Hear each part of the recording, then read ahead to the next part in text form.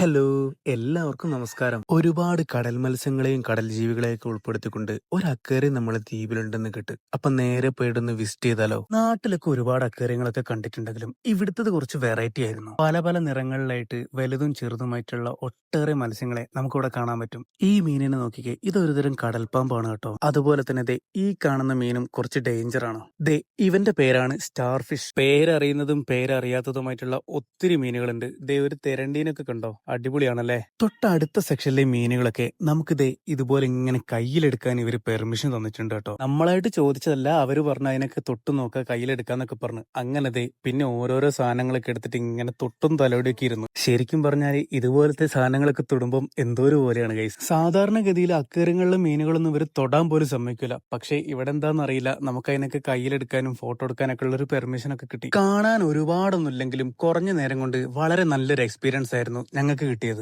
ഈ ദ്വീപിലെ ഒരുപാട് കടൽ മത്സ്യങ്ങളുടെയും കടൽ ജീവികളുടെ ഒക്കെ ഫോട്ടോ ഇവരിവിടത്തെ വാളിൽ ഇങ്ങനെ ഫ്രെയിം ചെയ്ത് വെച്ചിട്ടുണ്ട്. 50 രൂപ ടിക്കറ്റ് കൊടുത്തിട്ടാണ് നമുക്ക് ഇവിടേക്കുള്ള എൻട്രി ഉള്ളത്. ഒരു നാട്ടിൽ വരുമ്പം ആ നാട്ടിലുള്ള എല്ലാ കാഴ്ചകളും നമ്മൾ കാണണ്ടേ. അപ്പൊ എന്തായാലും ദ്വീപിൽ വരുന്നവര് ജസ്റ്റ് ഇതൊക്കെ ഒന്ന് വിസിറ്റ് ചെയ്യും. അപ്പം കൂടുതൽ കാഴ്ചകളും വിശേഷങ്ങളായിട്ട് മറ്റൊരു വീഡിയോയിൽ കാണാം. എല്ലാവർക്കും ടാറ്റാ.